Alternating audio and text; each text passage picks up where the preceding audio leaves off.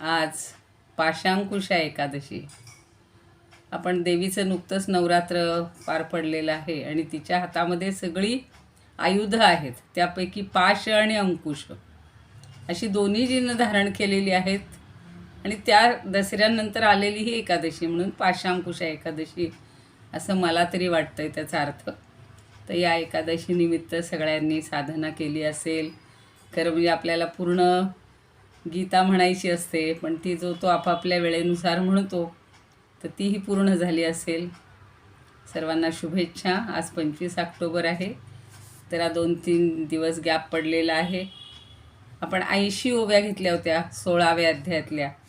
पहिला श्लोक सुरू केला होता, अभयम सत्व संशुद्धीर ज्ञानयोग व्यवस्थिती दानंदमश्च यज्ञश्च स्वाध्यायस्थ पार्जवम.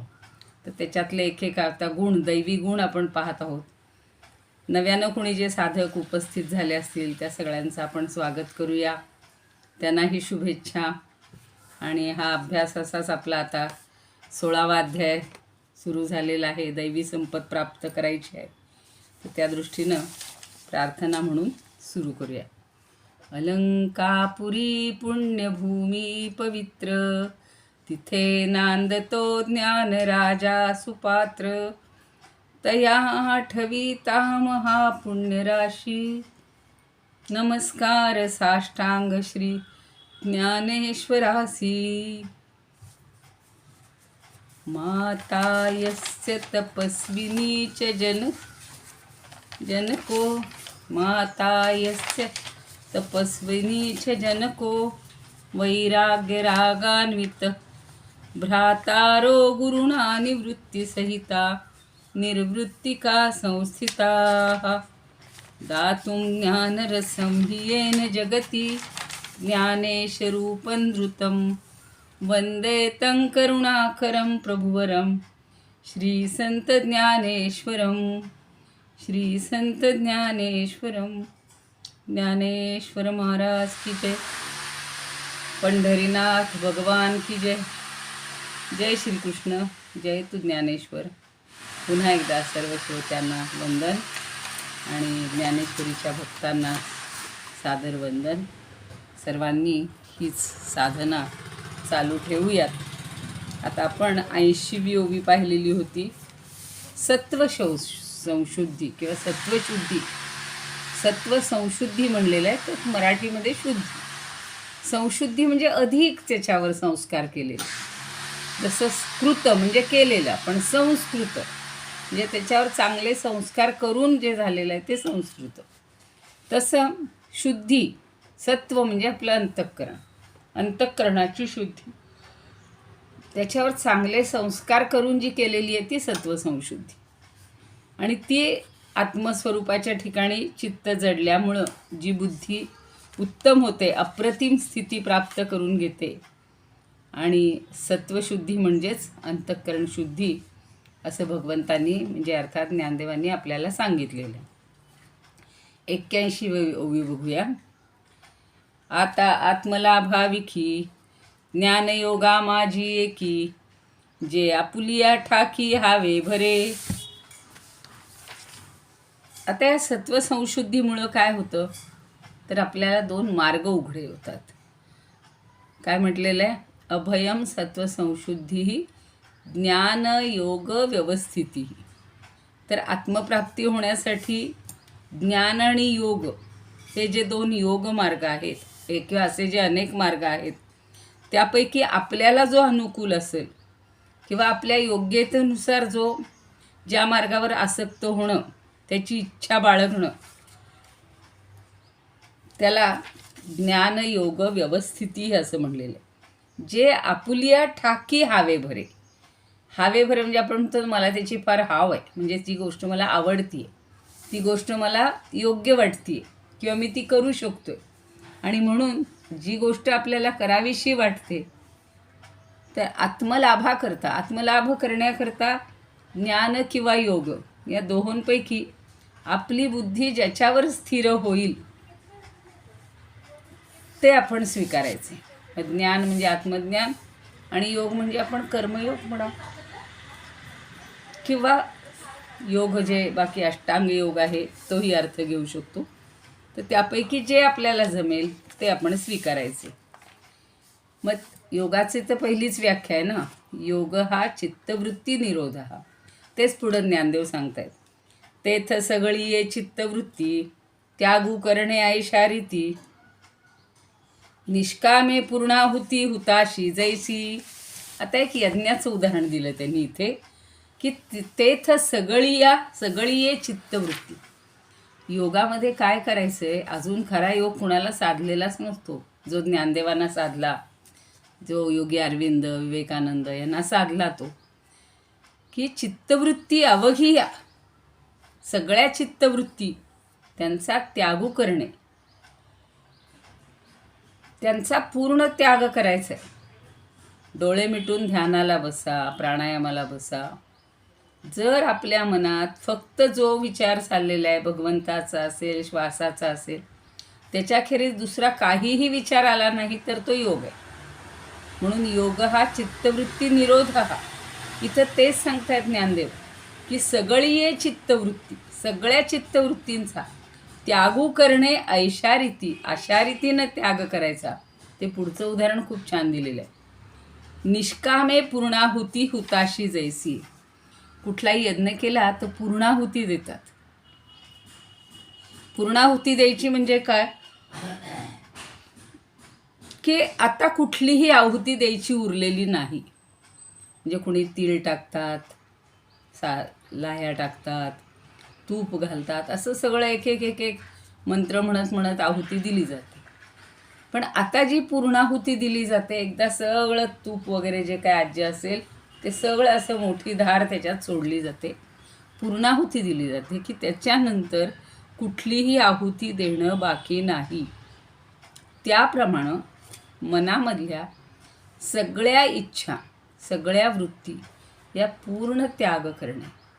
आता काही चित्तवृत्तीत राहणारच नाही, कुठलीच वृत्ती राहणारच नाही चित्तामध्ये. याला त्यांनी म्हणलेलं आहे की ज्ञान योग व्यवस्थिती. किंवा अजून एखादं उदाहरण देतात. का सुकुळीने आपुली आत्मजा सत्कुळीची दिधिली हे असो लक्ष्मी स्थिरावली मुकुंदी जैसी. कधी एक उदाहरण देत नाहीत, त्यात दोन उदाहरणं देतात. आता एक छान म्हणतात की एखाद्या कुलवान पुरुषाने आपली लाडकी अभिरुची संपन्न शालीन कन्या चांगल्या कुळामध्ये द्यावी. नेहमी वडील काय बघतात, कुळ चांगलं पाहिजे, शालीन पाहिजे, व्यसन नको. एक वेळ पैसा नसला तर चालेल. पूर्वीच्या काळी शमदमादी षट संपत्ती, 6 प्रकारची संपत्ती मानली जायची. तो शम आहे का, शममान आहे का. शम म्हणजे काय, आत्मेंद्रियावर, सगळ्या अंतःकरणातल्या इंद्रियांवर ज्याचा संयम आहे तो शम. दम आपली सगळी बाहेरची इंद्रिय आहेत यांच्यावर. मौपरती, तितिक्षा, समाधान असे 6 गुण त्याच्याकडं पाहिजेत. तसं इथे ते म्हणतात की अभिरुची संपन्न शालीन अशी कन्या पण पाहिजे आणि ती चांगल्या कुळामध्ये दिली गेली पाहिजे. ती कशी, जसं लक्ष्मीने आपलं सार सर्वस्व फक्त श्रीहरीच्या चरणीच अर्पण केलेलं आहे. छान म्हटलेलं आहे बघा. सुकुळीने आपुली आत्मजा सत्कुळीची दिधली हे असो लक्ष्मी स्थिरावली मुकुंदी जैशी. त्या लक्ष्मीला एवढे सगळे बसलेले दिसत होते ना, सगळे देव होते, सगळे राजे होते, राक्षस होते. पण ते ज्या वेळेला अमृताचं वाटप चाललेलं होतं त्यावेळेला तिनं कुणाला वरलेलं आहे, फक्त मुकुंदाला, म्हणजे विष्णूलाच. तिचं फक्त चित्त त्यांच्याच ठिकाणी स्थिर झालेलं होतं. एखादी कुलीन कन्या कुलीन मुलाशीच विवाह करते, पुन्हा ती इकडं तिकडं अगदी कितीही देखणा, कितीही कामदेव दिसला दुसरा कोणी तरी त्याच्यावरती अनुरक्त होत नाही, त्याच्याकडे ती पाहत सुद्धा नाही. त्याप्रमाणे ज्याची चित्तवृत्ती एकदा परब्रह्मा ठिकाणी रमलेली आहे, लागलेली आहे, ती दुसरीकडं कधीच कुठे जाणार नाही. म्हणून त्यांनी म्हणलेलं आहे की सगळ्या वृत्तींचा पूर्ण निराश केलेले, पूर्ण त्याग केलेला आहे.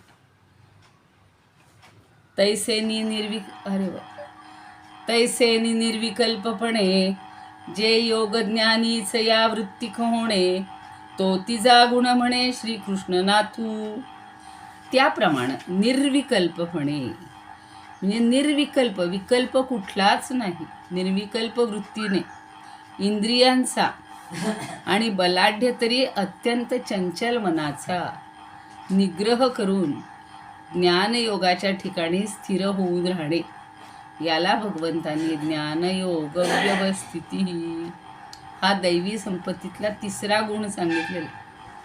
की आत्मार्पण करायचं.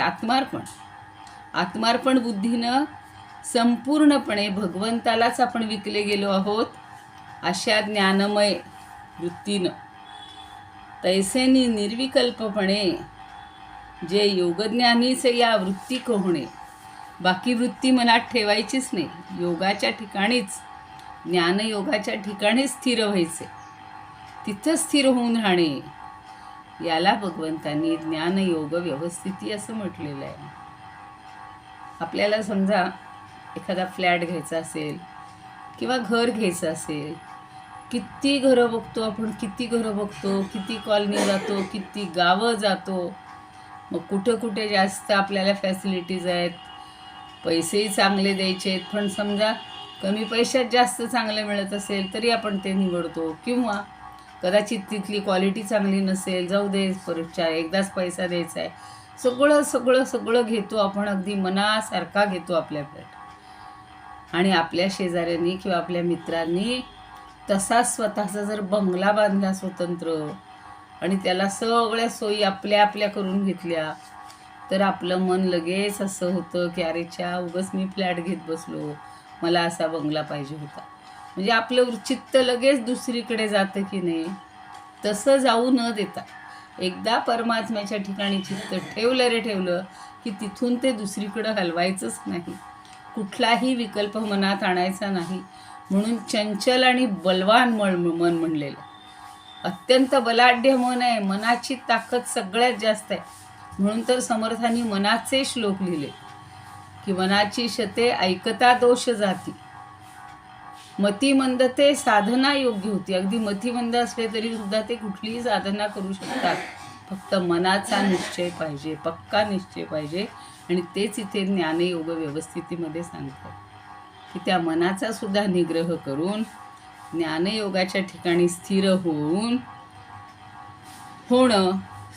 राहणं, याला भगवंतांनी ज्ञानयोग व्यवस्थिती एक आंतरिक गुण सांगतायत. हा जो दैवी गुण आहे हा एक प्राप्त करायचा. पहिला काय सांगितलं होतं, अभयम, कुठलीही भय राहायचंच नाही. फार छान उदाहरणं दिली होती. एकदा परमात्म्याच्या ठिकाणी आपलं मन गुंतलं की भीती कसली, भीती उरतच नाही. अभयम सत्व संशुद्धी, पुन्हा अंतःकरणाची शुद्धी, तो सांगितला काल. आणि आता ज्ञानयोग व्यवस्थिती, पुढे काय म्हणतात बघा. यातल्या थोड्याशा ओव्या घेऊया.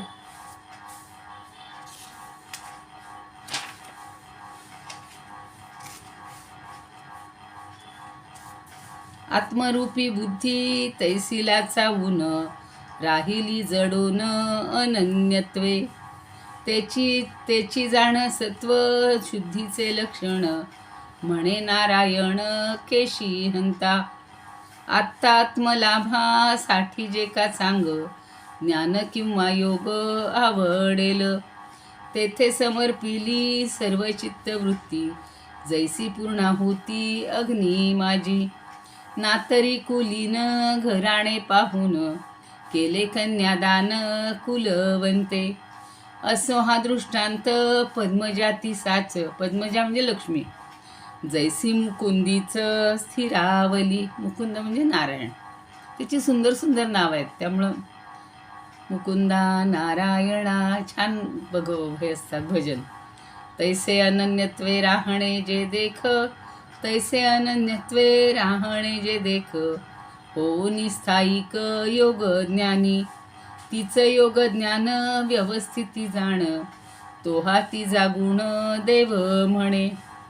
आता पुढचं बघायचं ज्ञानयोग व्यवस्थित दानंदमश्च. आता पुढे अजून काय म्हणतात बघूया.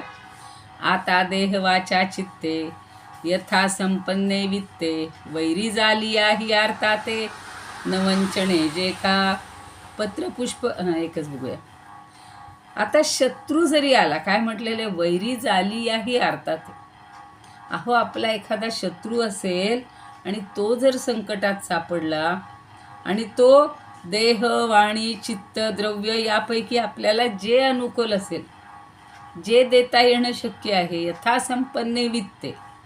आता देह वाचा चित्ते, तर जे देणं शक्य असेल ते देण्याचं न टाळणे, न वंचणे जे का, किंबहुना जे जे शक्य असेल त्याची मदत करणे. बघा देह हा शब्द वापरलाय, मला एकदम डोळ्यासमोर आलं की कित्येक जण किडनी देतात, कुणी डोळा दान देतात, नेत्रदान करतात, रक्तदान तर करतातच करतात. असं अवयवांचं दान, मग आपला नातेवाईक असेल, आपला मित्र असेल किंवा कोणीही जगातला असेल, पण त्याला जर आपल्यामुळे जीवदान मिळणार असेल तर म्हणून तो संकटात असताना देह शिवाय आपली वाणी, आपल्या वाणीमुळं जर एखाद्याचं भलं होणार असेल तर एखाद्याला चांगला शब्द टाकणं, आपल्या ओळखीचं आहे, कोणी गरीब आहे, मुलगा होतकरू आहे, हुशार आहे, कष्टाळू आहे, मग एखाद्या चांगल्या व्यक्तीजवळ आपण बोललो की बघा तुम्ही याला जरा कामाला लावून घ्या. आपली वाणी म्हणजे दान करायचं आहे. म्हणजे काय, एखाद्यासाठी आपण शब्द टाकायचं आहे. आणि चित्त, आपलं मनसुद्धा दुसऱ्याला द्यायचं आहे. हो, आणि द्रव्याचं दान तर करतोच आपण. 4थ्या अध्यायात सगळ्या प्रकारची दानं सांगितली. तर द्रव्य यज्ञ म्हणजे तिथे यज्ञ सांगितलेत, म्हणजेच ते दान प्रकारच आहेत. किंवा 17व्या अध्यायात आपल्याला आता पाहायचे सात्विक ज्ञान दान, राजस दान, तामस ज्ञान दान. तर ही सगळ्या प्रकारची दानं ही करता आली पाहिजेत. म्हणजे एखादा आपला शत्रूसुद्धा संकटात असताना त्याला देह वाणी चित्त आणि द्रव्य यापैकी जे अनुकूल असेल, जे देणं शक्य असेल ते देण्याचं न टाळणे. तर आत्ता सामान्य माणसं काय विचार करतात, हां त्यांनी माझ्या अडचणीच्या वेळेला मला अडवलं होतं ना, आता नाही मी त्याच्याकडे डुंकून बघणार, असं नाही. त्याला दान म्हणायचंच नाही आहे. किंवा जितकं होईल तितकी त्याला मदत करणे, अगदी मनापासून मदत करायची. तो अगदी हे व्हायला पाहिजे, काय म्हणू आपण, कधी कधी तो मनुष्यसुद्धा म्हणजे दुष्टसुद्धा उपकृत झाल्यावर त्याला एकदम मन परिवर्तन होतं, त्याच्या जगण्याचा सगळा हे बदलून जातो. अशी किती उदाहरणं घडतात. असं जर आपण अशा दुष्ट माणसांना, शत्रूला सुद्धा जर मदत केली तर ते लोटांगणच घालायला कमी करत. म्हणजे त्याच्यामध्ये सुद्धा मतपरिवर्तन आणि मनपरिवर्तन आपण करू शकतो आपल्या चांगल्या कृतीतून, आपल्या दानातून. बघा त्यांनी किती छान उदाहरण दिले पुढे. पत्रपुष्प छाया फळमूळ धनंजया वाटेचा न चुके आली या वृक्षू जैसा.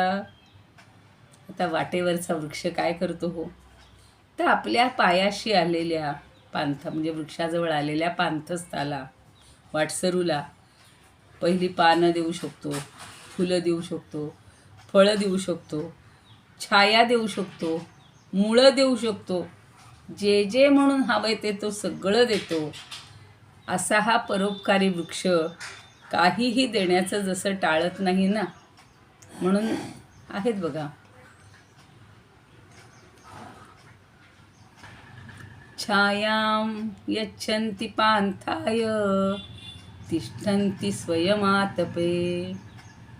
म्हणजे आपल्या पांथस्थाला सावली देऊन स्वतःहून आत उभं राहणारे हे जे वृक्ष आहेत, म्हणून म्हणलेलं आहे वृक्षा सत्पुरुषा खलू. तर हे वृक्ष कसे आहेत, खरे सज्जन आहेत. सज्जनसुद्धा बघा, सज्जन मग सगळे अगदी तुकारामांपासूनचे सगळे संत घ्या, रामदास आहेतच, ज्ञानदेव आहेतच, नामदेव आहेतच, चोखा गोरा सगळे सगळे. तर दुसऱ्यासाठी आयुष्य वेचायचं. जनाबाई तशीच होती. दुसऱ्यासाठी आयुष्य वेचायचं. आधी समर्थांच्या शिष्यासुद्धा अक्काबाई, वेणाबाई अगदी जितकं दुसऱ्यासाठी देता येईल तितकं द्यायचं. जसा हा वृक्ष कधीही एखाद्यानं त्याला मुळ्यांचं औषध असेल, मुळ्या काढून नेईल तरी तो कधी नाही म्हणणार नाही. आपण तुळशीची पानं बघतो, गवती चहा बघतो. खरं म्हणजे नास्ति मूलम अनौषधीम असं आयुर्वेदात म्हटलेलं आहे. म्हणजे कुठलंही मूळ हे अनौषधी नाहीच. त्यामुळे तुम्ही कुठल्याही वृक्षाची जर ती मुळं घ्या, फांद्या घ्या, पानं घ्या, फुलं घ्या, जे काय हवंय ते घ्या, ते कधी म्हणत नाही हो मला ती यातनं होत आहेत, कुऱ्हाडीनं तोडलं तरीसुद्धा तो स्वतःच्या वेदना सहन करून सगळं देत असतो. तसं दान करता आलं पाहिजे. तैसे मनवनी धनधान्यवरी, विद्यमाने आल्या अवसरी, श्रांताची ये मनोहारी, उपयोगा जाणे.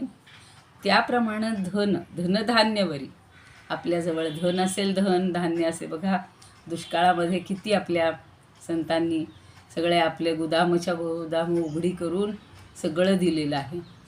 तसंच त्या गुरुचरित्रामध्ये सुद्धा एका शेतकऱ्याचं असंच वर्णन केलेलं की तो गुरूंवर पूर्ण विश्वास ठेवतो आणि चांगलं आलेलं पीक गुरु म्हणतात नमस्कार रोज करायचं. तर म्हणे का रे बाबा उभा आहेस? काही नाही, तुम्हाला वंदन करण्यासाठी. तर म्हणे मी सांगेन ते सगळं ऐकशील का? म्हणे हो ऐकीन ना. मग म्हणे हे सगळं शेत असं कापून टाक, उखडून टाक, नाही कापून टाक. वरचं आलेलं सगळं चांगले जोंधळे आलेले असतात, कितीतरी हे आलेली असतात कणसं. पण गुरोर आज्ञा विचारणी या, गुरु जे म्हणतील ते ऐकायचं. सगळं शेत कापून टाकलं आणि इतका धो पाऊस आला, इतका धो पाऊस आला की त्या पिकाला दसपट पीक आलं. पुन्हा त्याला असे फाटे फुटले आणि दसपट काय 100 पटीनं धान्य आलं. आणि बाकीचे लोक सगळे जे त्याला बोलत होते, काय वेडा आहेस, गुरूंनी सांगितलं म्हणून असं स्वतःचं नुकसान करायचं का, घरचे सगळे बोलायला लागले. पण त्याचं 100 पटीनं पीक आल्यानंतर दुष्काळ पडला, गावाला खायला काही नाही उरलं. तेव्हा त्यानं आपल्याला आलेलं तर सगळं आधी लेवी म्हणून जे द्यायचं असतं ते तर दिलंच, पण आपलं जे पूर्वीचं होतं गोदाम तेही उघडून दिलं आणि आलेलं सगळं धान्य हे गावाला वाटून टाकलं. असं की आपलं धन आणि धान्य, आपल्या आटोक्यात असलेल्या सगळ्या गोष्टी वस्तूंनी पीडितांच्या मनापासून उपयोगी पडायचं. मागे सुद्धा बघा आपल्या इकडे असे दुष्काळ पडले, लातूरला झाले, भूकंप झाले, इथेही एक छोट्या गावाजवळ तेच झालं होतं. मग सगळ्या स्त्रियांना, सगळ्या पुरुष मुलांना कपडा आला. तिकडे उत्तराखंडमध्ये तेच झालं होतं. अजून असे सारखे दरवर्षी कुठं ना कुठं तरी अवर्षण आणि अतिवर्षण. मग आपल्या घासातला घास सगळा द्यायचा, आपल्यातलं कपडा लत्ता द्यायचं. आपल्याला इतकं ढिगभर असतं, त्यातलं त्यांना जेवढ्यांच्या उपयोगी पडता येईल तेवढं उपयोगी पडायचं आणि अतिशय संतोषानं द्यायचं. बरं का, महत्त्वाचं काय, तैसे मनोनी धनधान्यवरी, विद्यमाने आल्या अवसरी, श्रांताची ये मनोहारी. म्हणजे श्रांत जो दमलेला आहे, थकलेला आहे, त्याचं मनाचं समाधान होईल, उपयोगा जाणे. म्हणून त्याला मनापासून उपयोगी पडायचं. आता सकाळी मी सांगितलं उदाहरण की खरी भुकेलेली जी छोटी छोटी मुलं, भावंड, आपली बालकं अशी रस्त्यानं फिरत असतात हो, अक्षरशः असं वाटतं की आपल्याजवळ जेवढं आहे तेवढं सगळं द्यावं त्याला आणि दिलंच पाहिजे. पण ज्याला नाही त्याला दिलं ना तर त्याचं पोट भरतं. आता हे सुद्धा परवाच सांगितलं मी की जे या बालिकांचं कुमारी पूजन वगैरे, अगदी आम्ही इथे समोर जे केंद्र होतं त्या केंद्रातल्या मुलींना सगळ्या छान हे करायचा, सन्मान करायचा, त्यांची पूजा करायची. छोटी वस्तू का होईना त्यांना द्यायची. काय त्यांच्या चेहऱ्यावरचा हास्य असतो. तुम्ही मोठ्या श्रीमंताच्या घरातल्या पोरींना अजून काही म्हणजे त्यांच्या ढिगाऱ्यात अजून एक ढीग देण्यापेक्षा गरिबांच्या मुलांना मुलींना जर दिलं ना तर ते जास्त हवं असतं. म्हणून त्यांनी म्हटलेलं आहे की ह्या सगळ्याला दान. तया नाव जाणदान, जे मोक्ष निधानाचे अंजन, हे असो ऐक चिन्ह दमाचे ते. आता दमाचे चिन्ह सांगतो असं म्हणतात, पण तया नाव जाणदान हे जे आत्ता सांगितलं अशा सगळ्या प्रकारचं दान, जे मोक्षनिधानाचे अंजन, जे मोक्षरूपी संपत्तीचं साठे दाखवणार आहे. अंजन म्हणजे बघा, डोळ्यात ते काजळ घातलं की आपल्याला छान दिसायला लागतं, म्हणून अंजन घालणे असा एक आपल्याकडे वाक्प्रयोग पडलेला आहे, शब्दप्रयोग आलेला. म्हणजे एखाद्याला जर काही दुष्ट प्रवृत्तीमुळं चांगलं दिसत नसेल तर ते अंजन घालायचं, ज्ञानांजन घालायचं. ज्ञानांजन शलाकया गुरु करतात ते ने. चक्षुरुन्मीलितं येन तस्मै श्री गुरवे नमः. अज्ञान अंधकार तिमिरेन, म्हणजे अज्ञानरूपी अंधकारानं ज्याला तिमिराचा जसा आजार होतो तसा ज्याच्या पुढे प्रकाश नाही, अंधार आहे, त्याला ज्ञानरूपी काडीनं अंजन घालायचं आणि त्याचे डोळे चांगले करायचे. तसं इथे करायचं की जेवढं तुम्हाला करता येईल तेवढं करायचे. मोक्षनिधानाचे अंजन, मोक्षाचा साठा दाखवणारं, भूमिगत साठा दाखवणारं हे जणू काही डोळ्यातलं अंजन आहे. आणि म्हणून हे दान, म्हणून बघा म्हणतात ना की सगळ्यात दानावरचे तर किती श्लोक आहे. अन्नदानम परम दानम, विद्यादानम मतत्परम, अन्नेन क्षणिका तृप्ती, ज्ञान म्हणजे ज्ञानदानेनं किंवा विद्यादानेनच कायमची तृप्ती होते. म्हणून सगळ्या प्रकारची दानं, कुठलंही द्या तुम्ही, हातातलं अगदी सगळं काढून द्या, तेही दानच आहे. आता दमाचं हे असो ऐकचिन्ह दमाचे ते. आता मी तुला दमाचं चिन्ह सांगतो असं म्हणतात. बघा आता मगाशी आपण नातरी कुली ते पाहिलं होतं. तैसे अनन्यत्वे राहणे जे देख, ते झालं योगज्ञानवर. आता असो वैरी परितयासीही, दुःखाची या डोही देखोनिया, काया वाचा मने न वंचिता धने, सहाय्य करणे यथाशक्ती. आता कायाचा अर्थ खूप विस्तृत्व घेता येतं. जसं दान सांगितलं एखाद्या अवयवाचं, तसं आपण शरीरानं सगळ्यांना मदत करणं. साधं एका ह्या रस्त्यावरनं इकडून तिकडे ओलांडण्यासाठी वृद्धांना मदत करणे, अंधांना मदत करणे ही सुद्धा शरीरानं केलेली मदत आहे. काही ना वाणीनं, काही ना मनानं. ज्यांना काही हे येत नाही आहे, त्यांना म्हणजे आजारी असतात, हॉस्पिटल्समध्ये ॲडमिट असतात, मग त्यांनासुद्धा छान चांगली गाणी ऐकवावीत, काही विनोद सांगावेत, चांगल्या कथा सांगाव्यात. हे वाणीनं आपण दान करू शकतो. असं किती प्रकारे. आणि मनाने आपलं मन पूर्ण त्याला देऊन टाकायचं.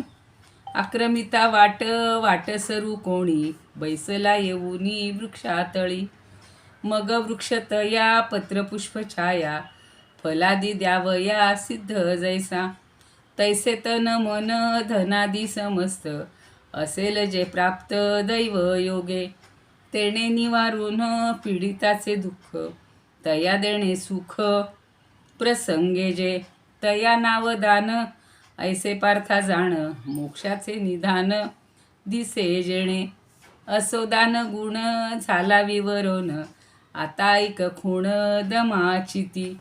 आता दमाची खूण तुला सांगतो असं म्हणताय. आता दम म्हणजे काय हो, सगळ्या इंद्रियांचा निग्रह करायचा. कसा करायचा? त्याला मनाचीच ताकद पाहिजे, मनाची साथ पाहिजे. तरी विषयेंद्रिय मिळणी, करून घापे वितुटणी, जैसे तोडी जे खडू पाणी पारकेया. आता एक बी असतं बघा, म्हणजे स्वच्छ करण्याचं, निवळीचं बी असं म्हणतात. किंवा आपण साधी तुरटी फिरवली तरीसुद्धा पाणी शुद्ध होतं. तर निवळीचं जे बी असतं ते गढूळ पाणी स्वच्छ करतं. त्याप्रमाणे इंद्रिय आणि त्यांचे विषय एकरस झाले की त्यांना विलग करतं. आणि किंबहुना त्या दोघांचा संबंधच येऊ देत नाही, याला दम म्हणायचे. जैसे तोडी जे खडू पाणी पारकेया.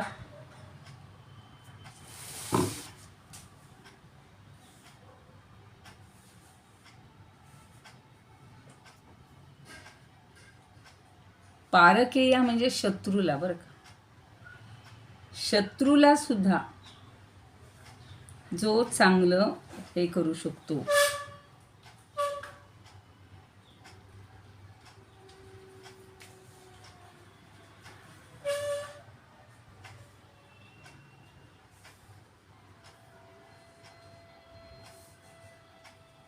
म्हणजे इंद्रिय आणि विषय यांचं जे ऐक्य झालेलं आहे त्याचा वियोग करायचा आहे. पण तो कसा की शस्त्र धारण करणारा शत्रूचा नाश करतो, त्या शत्रूचा पूर्ण निपात करतो. तसा ह्या इंद्रिय आणि विषयरूपी शत्रूंचा पूर्ण निपात करायचा. तैसा विषय जातांचा वारा वाजो ने दिजे इंद्रिये द्वारा ये बांधोनी प्रत्याहारा हाती वोपी. अगदी त्याचप्रमाणे म्हणजे इंद्रिय आणि विषयाचा संबंध येऊच द्यायचा नाही. त्याचप्रमाणे साधक काय करतो तर विषयांचे तुफान वेगानं वाहणारे जे वारे आहेत ते इंद्रियांच्या दरवाजात येऊन वाहणार नाहीत याची काळजी घेतो. खूप सुंदर सांगितलं. विषय जातांचा वारा वाजो नेदीजे इंद्रियद्वारा. इंद्रियांच्या दरवाजात त्याला येऊच द्यायचं नाही, ते वारे वाहूच द्यायचे नाहीत. किंबहुना सर्व विषयांना बांधून प्रत्याहाराच्या स्वाधीन करतो. ये बांधोनी प्रत्याहारा हाती वोपी. वोपी म्हणजे देतो. सगळ्या विषयांना बांधून प्रत्याहाराच्या स्वाधीन देतो, स्वाधीन करतो. योगामध्ये यम नियम आसन प्राणायाम प्रत्याहार. प्रत्याहार ही 5वी जी गोष्ट आहे ती काय करायची तर सगळ्या इंद्रियांचं नियंत्रण कसं करायचं ते त्या प्रत्याहारामध्ये सांगितले. हळूहळू हळूहळू एकेका इंद्रियावर ताबा मिळवायचा. आणि म्हणून सगळे सांगतात पहिला रसनेंद्रियावर ताबा मिळवा, तर बाकीची सगळी इंद्रिय आपल्याला बरोबर घेतील. आपण त्याच्याच आहारी जास्त जातो. ते जर कंट्रोल केलं, म्हणून आत्ताच नवरात्र झाले बघा, खूप जणांनी ही साधना केलेली असते. आता पुढे काय म्हणतात बघा. आत तुला चित्ताचे अंगवरी सांडोनी प्रवृत्ती पळे परबाहेरी. आगी सुई जे दाई ही द्वारी वैराग्याची. आता आतल्या चित्तापर्यंत सगळ्या विषयांचा त्याग करून प्रवृत्ती काय करते फळे परबाहेरी. म्हणजे ही प्रवृत्ती साधकाला सोडून बाहेर पडते. म्हणजे काय होतं की या विषयवृत्ती जणू साधकाला सोडून बाहेर पडतात. आणि मग तो साधक 10ही इंद्रियांच्या उघड्या दरवाजात वैराग्याचा सतत तेवणारा, काय सुंदर सांगितलेलं आहे. आगी सुई जे दाही ही द्वारी वैराग्याची. अग्नीचा जणू काही न विझणारा असा अग्नी त्या प्रत्येक दरवाजात ठेवतो. 10 इंद्रिय आहेत की नाही आपली, 10, 5 ज्ञानेंद्रिय, 5 कर्मेंद्रिय. तर हे इंद्रियाचे दरवाजे असे उघडेच आहेत.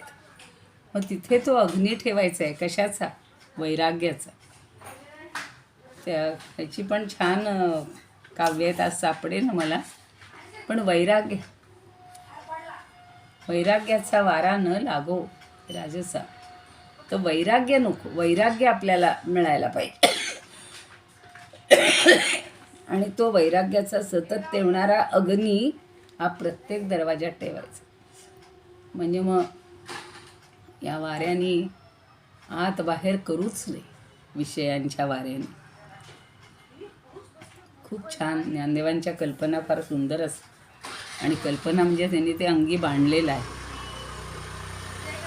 अजून काय करायचं आहे. श्वासोच्छ्वासाहुनी बहुवसे व्रते आचरे खरपुसे वसंतिता रात्री दिवसे नारायण पूजया. आणि मग संख्येनं घेत असलेल्या श्वासोच्छ्वासापेक्षा अधिक अशी व्रते, ती कृच्छ्र वगैरे वस्त्र आहेत बघा, कृच्छ्र चांद्रायणाने तेवढंच सांगते, उद्या त्याचं वर्णन करू.